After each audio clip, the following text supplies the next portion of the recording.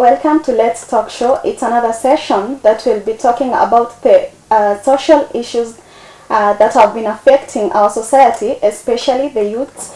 And with me today, I have some guests, and I'll allow them to introduce themselves. My name is Kimori Eric, a psychiatrist by profession. I'm Wilberto Atamba, content creator. And my name is Shauri Toye, pursuing PhD in psychology. Thank you for joining us, and this is Let's Talk Show with me, Pauline Joroge. Let's get started.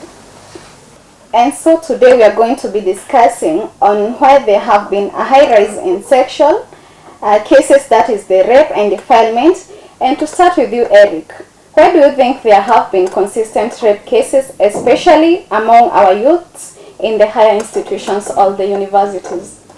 First of all, it begins with you ladies, because the way you dress, your dress code is somehow catchy, you see?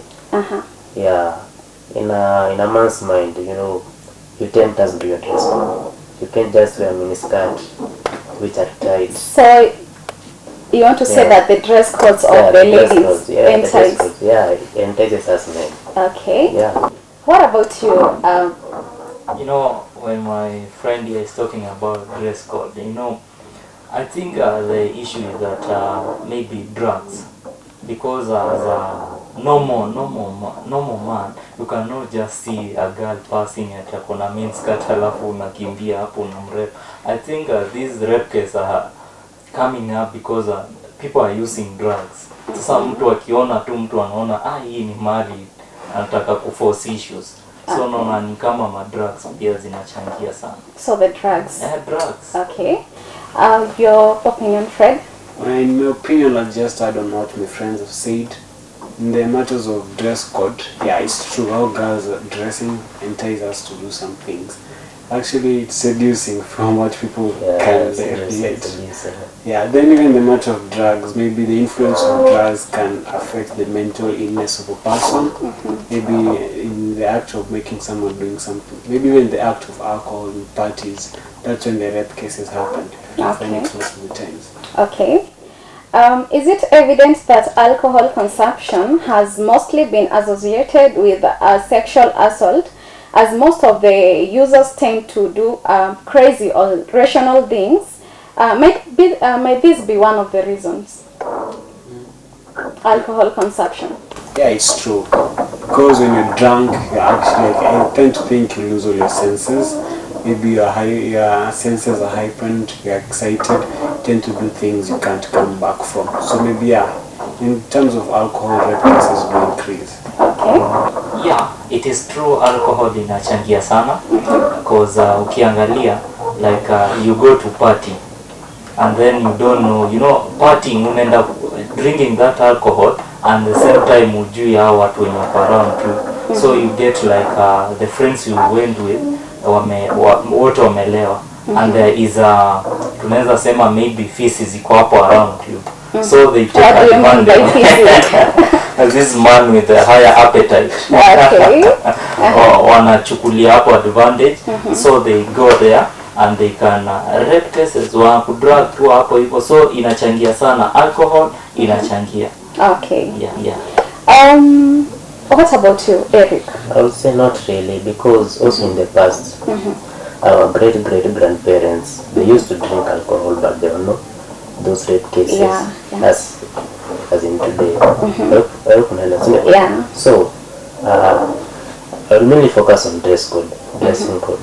Okay. Because in the past, back in the days, there were minimal to no rape cases compared to today. Yeah. All right.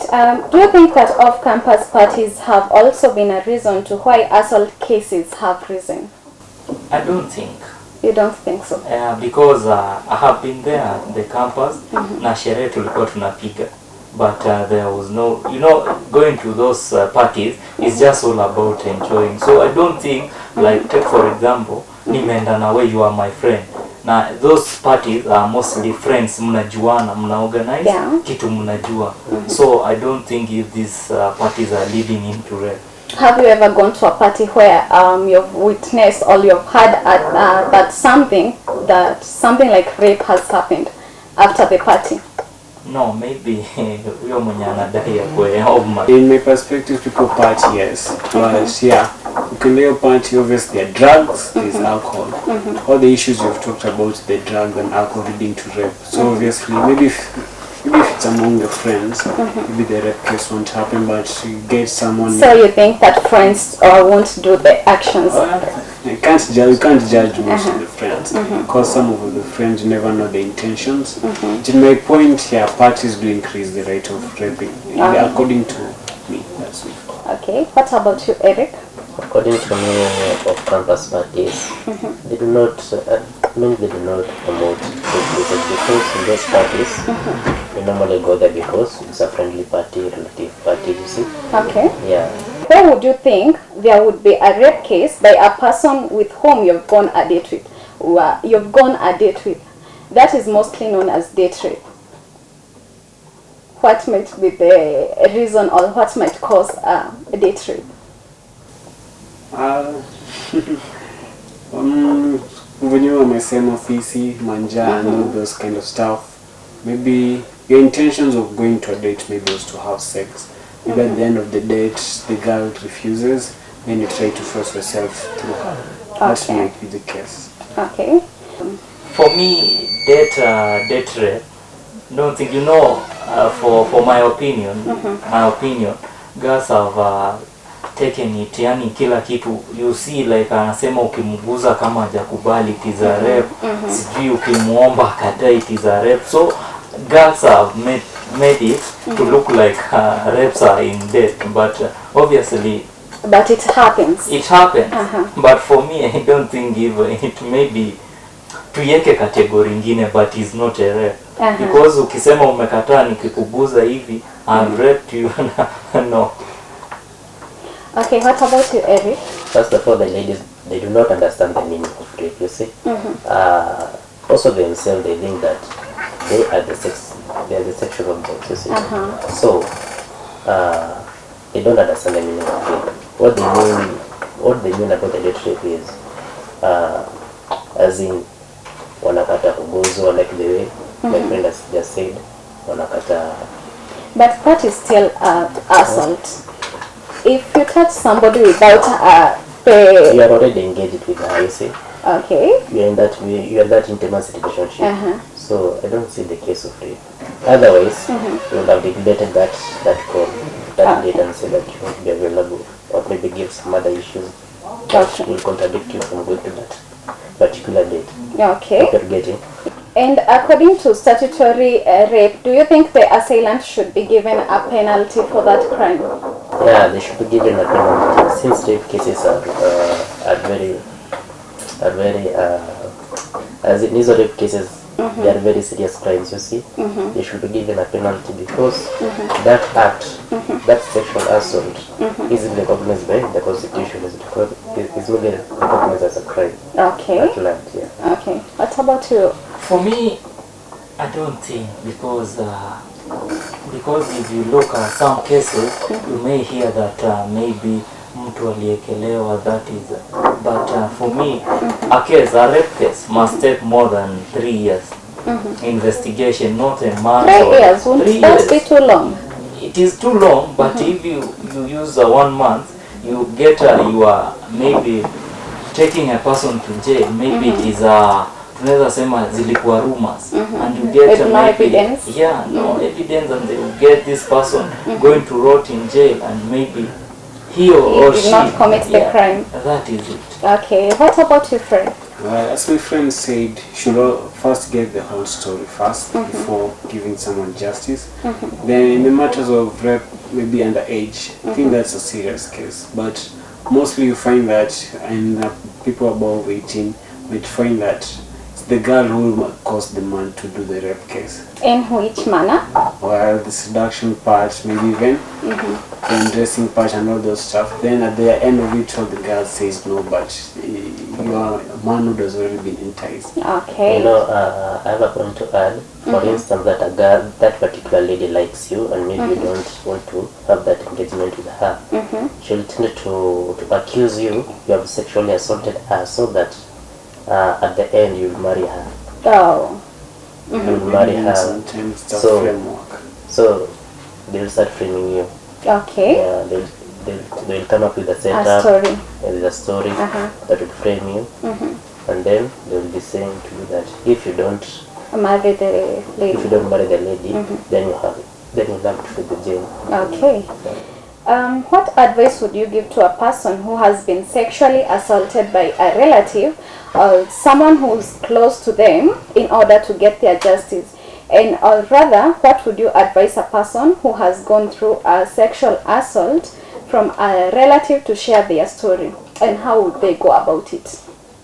I will advise that person first of all to meet a consultant, a person who will counsel her, who will take her through the process from process A to Z. Yeah, to meet a psychiatrist aside. I will be giving her the health of the mind, mental health, so that she'll be able to cope up with the challenges that she is going to face while trying to bring that matter to the family, to the friends, Okay. the relatives at large. First of all, she should get a consultant. So, do you think that it's advisable for them to open up and share their stories? No, not really. It's not advisable. As I have said, they should try and find a counselor who will counsel the lady first of all. Then the counselor together with the lady will bring out the matter to the family, to the friends, to the relatives at large. Okay. Yeah. For me, after all that process, maybe because if a rape happens, automatically there is that court process.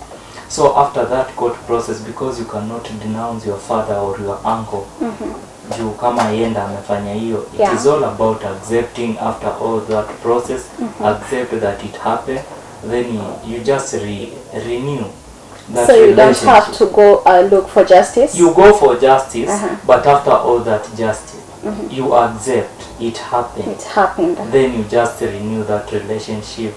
Maybe if it's your uncle, your father, it is a family member. Okay. Yeah. What about you, Fred? In my 20s, after the rape case happens, first they go to the police station first to report the incident. Maybe after that you can go as the doctor said, the psychiatrist. That's when you get the moral support. Then in case even some family members can help you throughout, but in case the rape case comes from within, some stuff tend to be hidden. In my point of view, you can also even open up. At least there are many rape cases, some people even have kept quiet about it. So maybe the process of opening up can give you relief, knowing that you're not the only one. Okay. Yeah, so that process can give you relief. The healing process. The healing process too. Okay. According to the rape laws, the assailant's penalty range from 1 year to even life in prison. Depending on the provisions of its sentencing guidelines, the victim's age and their status. Do you think that this is enough justice for the victim? No, it is not. It It's isn't not. enough. It isn't enough. For the victim, once she is raped, there's nothing that can change the matter that she is being raped. Yeah. You see, the assailant should be punished more Okay. to prevent other culprits From doing the same. from doing the same action. Okay. For me, it gives that person that maybe has been raped at least a peace of mind, because you see maybe that person who raped you is in jail for that years. At least it is somehow justice Relieving. kidogo. Juu at least that person feels like si pia yeye anaumia huko vile mimi niliumia. So But you know it's not the same. no, jela unaumia. Unaumia. Ukiwa jela unaumia. Unaumia kabisa. Okay. What about you, Fred? Yeah, life imprisonment is not a joke. I mean, for a fact, maybe I rape someone in 25, meaning you'd spend your entire life in prison. I think that's justice enough. But in some countries, I hear there's death sentence. As in, if you do such an act, you get killed or you're hanged. I think if our country maybe could portray that, maybe that would have been a good lesson. That was it for today's episode. You can catch up with me at all social media platforms, that is Facebook, Instagram, and Twitter at Let's Talk Show. Thank you all for tuning in. Let's catch up for the next episode of the Let's Talk Show on Saturday exactly at 11 a.m. to 1 p.m. Goodbye.